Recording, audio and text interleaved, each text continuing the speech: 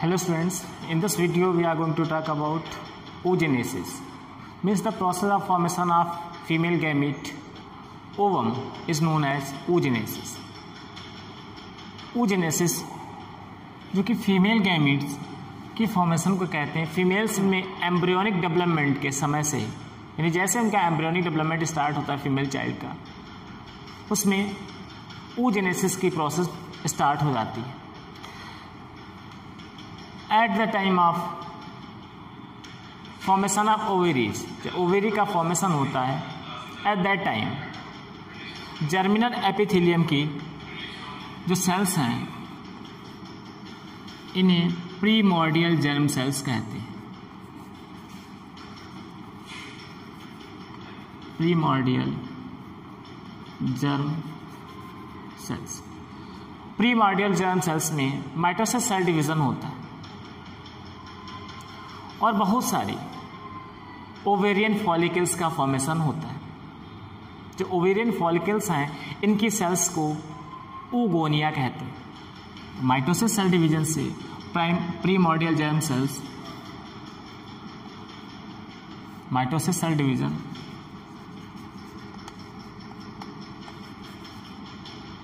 Mitosis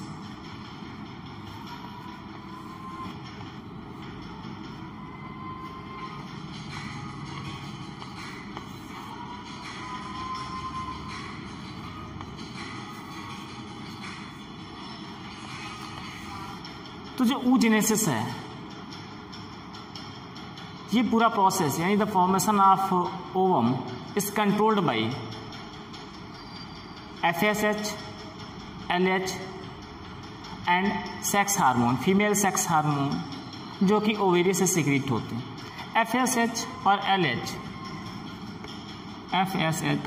LH जो कि pituitary gland के एंटीरियर पार्ट से सीक्रेट होते हैं.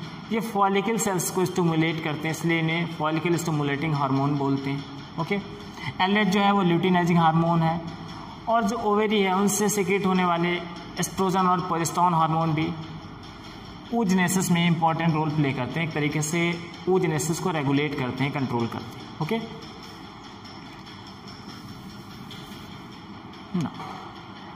वो मिलियंस ऑफ oogonia का फॉर्मेशन एम्ब्रियोनिक डेवलपमेंट के समय ही हो जाता है. After embryonic development no oogonia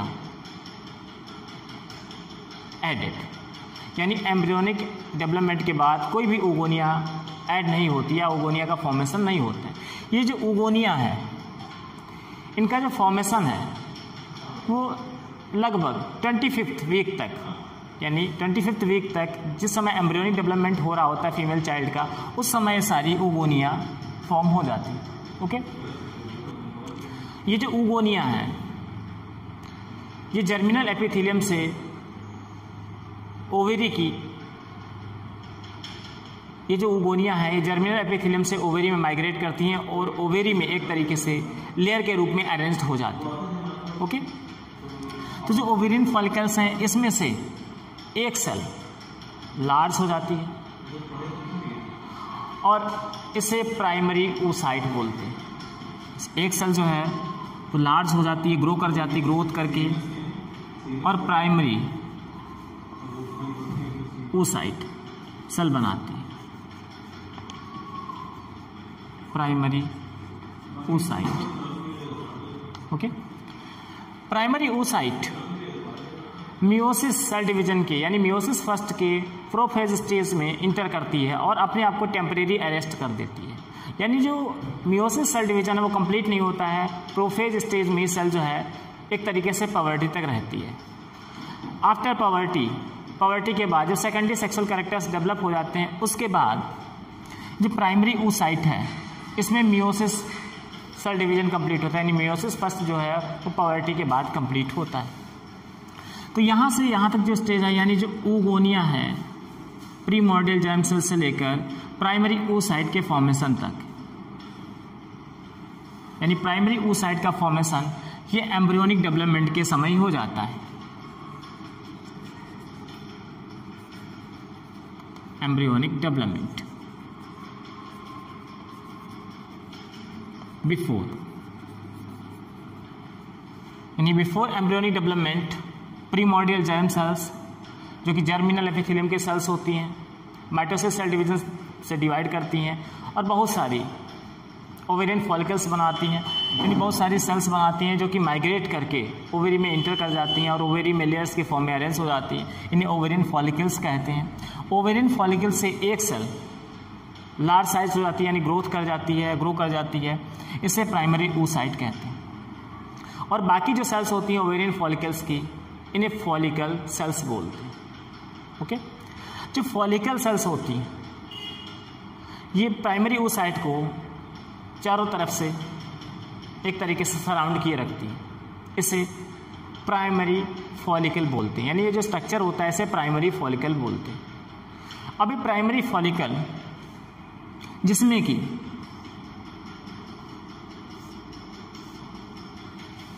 एक थीका की लेयर फॉर्म हो जाती है, यानी एक लेयर फॉर्म हो जाती है, इसे थीका बोलते हैं, थीका इंटरना या थीका इंटरनल और थीका एक्सटर्नल। तो थीका इंटरनल और एक्सटर्नल है, ये प्रोटेक्टिव लेयर्स होती है एक तरीके से। जब ये थीका की लेयर्स फॉर्म हो जाती है तो ये प्राइमरी जो फॉलिकल है इसे सेकेंडरी फॉलिकल कहते हैं, यानी सेकेंडरी फॉलिकल में कन्वर्ट हो जाती है। यानी एक तरीके से हम कह सकते हैं कि जब प्राइमरी फॉलिकल में थीका की लेयर्स फॉर्म हो जाती हैं तब ये सेकेंडरी फॉलिकल कही जाती है। ओके, अब सेकेंडरी फॉलिकल जब पवर्टी आती है, सेकेंडरी फॉलिकल के अंदर प्राइमरी oocyte रहती है जो कि अपने आप को टेम्परेरी अरेस्ट की रहती है मियोसिस फर्स्ट के प्रोफेज स्टेज में। ओके, आफ्टर पवर्टी ये जो प्राइमरी oocyte है, यानी सेकेंडरी फॉलिकल के अंदर प्राइमरी oocyte में मियोसिस फर्स्ट कंप्लीट होता है। तो मियोसिस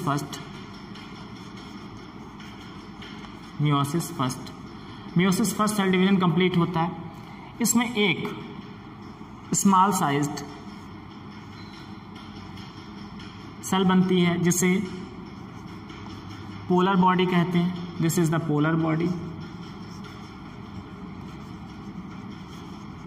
एक पोलर बॉडी बनती है और दूसरी लार्ज साइज्ड हैप्लॉइड सेल बनती है जिसे सेकेंडरी oocyte बोलते हैं। This is the haploid secondary oocyte।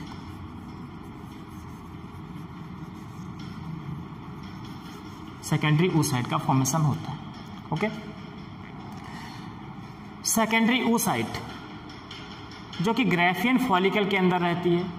Graafian follicle के मैच्योर होने पर जब ग्राफियन फॉलिकल रैप्चर होती है इससे सेकेंडरी oocyte रिलीज होता है और सेकेंडरी oocyte ओवेरी से फैलोपियन ट्यूब्स में माइग्रेट कर जाता है। धीरे धीरे माइग्रेशन स्टार्ट हो जाता है और ओवेरी से जो सेकेंडरी oocyte है वो फैलोपियन ट्यूब्स में या ओविडक्ट्स में धीरे धीरे माइग्रेट करने लगता है। ओके, जो मियोसिस सेकेंड है ये भी अनइक्वल होता है, लेकिन मियोसिस सेकेंड तभी कंप्लीट होता है जब स्पर्म्स सेकेंडरी oocyte यानी जो सेकेंडरी oocyte है उसके अंदर पेनिट्रेट करते हैं।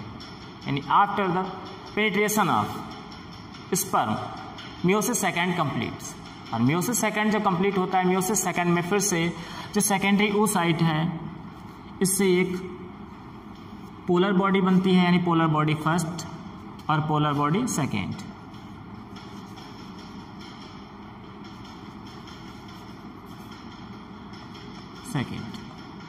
और एक हैप्लॉइड लार्ज साइज्ड सेल बनती है जिसे ओवम या एग कहते हैं। तो इस तरीके से at the time of fusion of sperms with secondary oocytes meiosis second complete. ये जो मियोसिस सेकेंड सेल डिवीजन है वो सेकेंडरी oocyte के साथ स्पर्म के फ्यूजन के बाद कंप्लीट होता है। तो जो मियोसिस फर्स्ट है ये एक तरीके से देखिए तो after poverty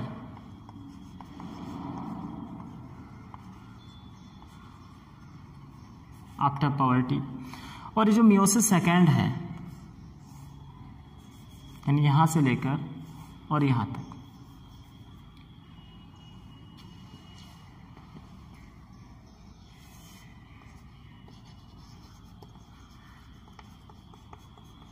meiosis second after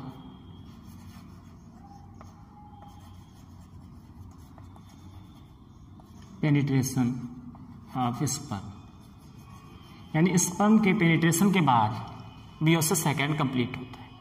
तो इस तरीके से oogenesis में सबसे पहले प्रीमोर्डियल जर्म सेल्स डिवाइड होती हैं माइटोसिस सेल डिवीजन से और ओवेरियन फॉलिकल्स का फॉर्मेशन करती हैं। मिलियंस ऑफ oogonia का फॉर्मेशन होता है। oogonia जो है माइग्रेट करती हैं और ओवेरी में इंटर कर जाती है, ओवेरी में ग्लियर का फॉर्मेशन करती हैं और उसी में रहती है।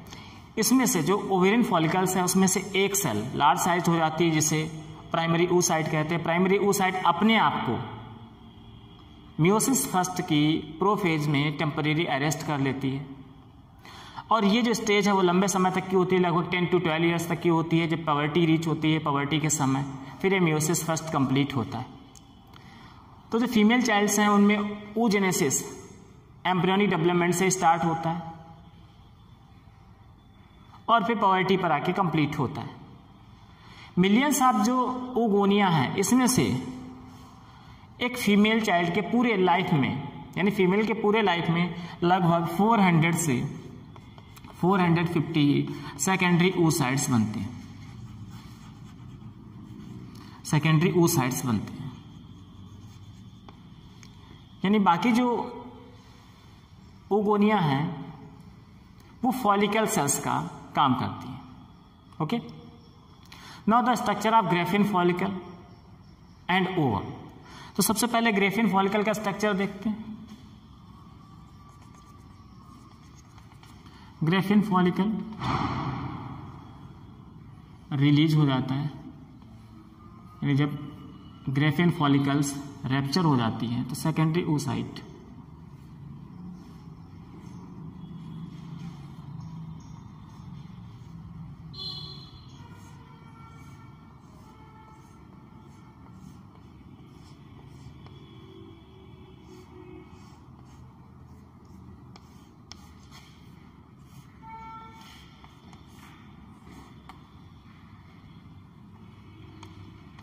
सबसे बाहर की ओर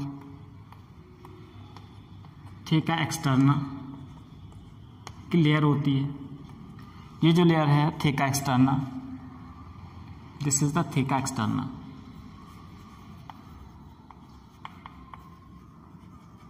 थेका एक्सटर्नल है।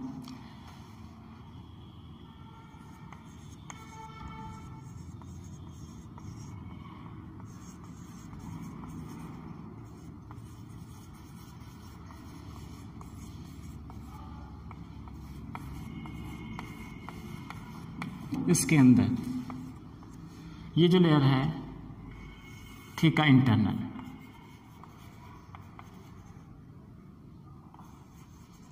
थीका इंटरनल की लेयर होती है।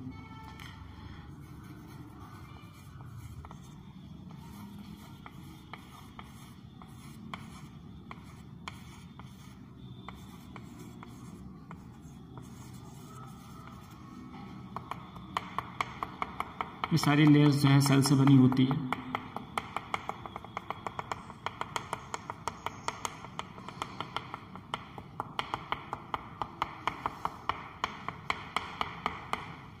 ये जो लेयर है इसे बोलेंगे, नेक्स्ट जो सेकेंड लेयर है इसे बोलेंगे कोरोना रेडिएटा।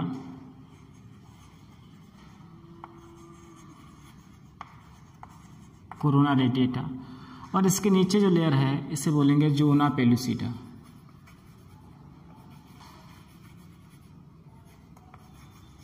जोना पेलुसिडा। ओके, जोना पेलुसिडा के अंदर ये जो है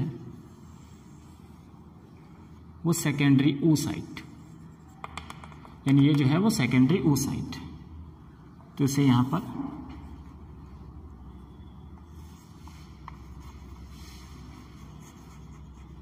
secondary oocyte, okay, secondary oocyte present.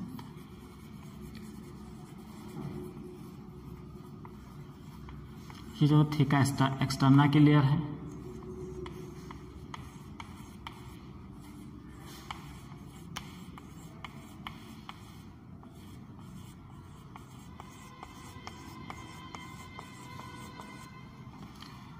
ये जो कैविटी है इसे बोलते हैं फॉलिकुलर कैविटी। यहाँ पे लिखे दे रहे हैं फॉलिकुलर कैविटी।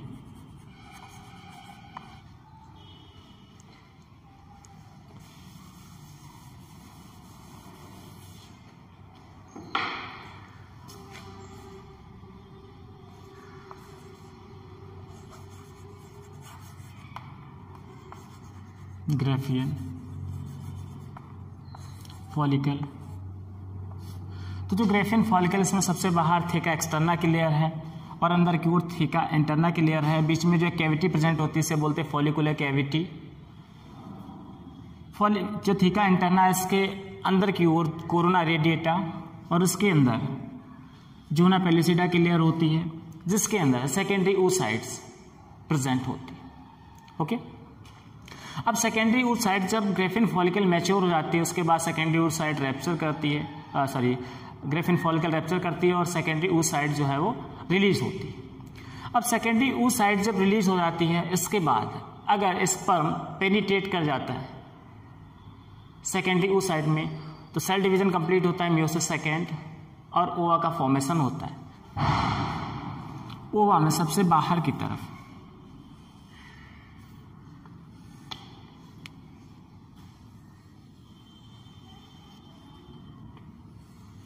कोरोना रेडिएटा की मेम्ब्रेन होती है। This is the corona radiata.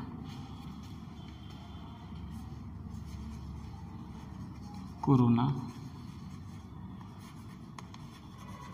Radiata. Okay,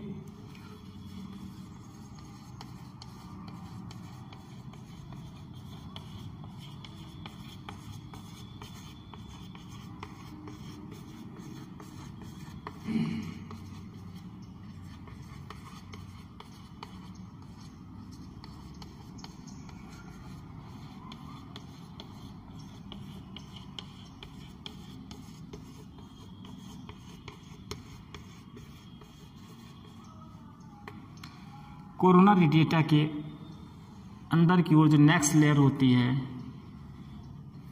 इसे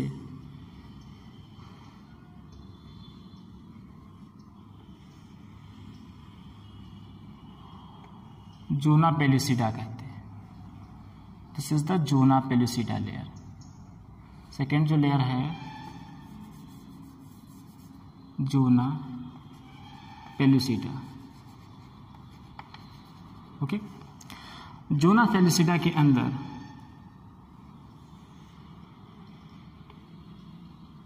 जो नेक्स्ट लेयर है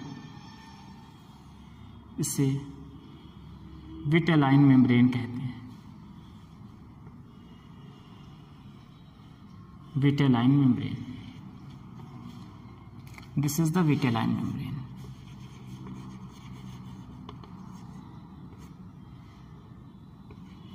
विटेलाइन मेम्ब्रेन। विटेलाइन मेम्ब्रेन जो कि ओवम को यानी एग सेल को घेरे रखती है। This is the nucleus. Sperm का एक्रोसोम होता है वो जोना पेलिसिडा के लेयर को हाइलोयूरोनिडेज एंजाइम की मदद से डिसॉल्व कर देता है और जो स्पर्म का एक्रोसोम है वो इसके अंदर पेनिट्रेट कर जाता है। जो ओवेरीज हैं वो अल्टरनेट फॉर्म में ओवा का फॉर्मेशन करती हैं।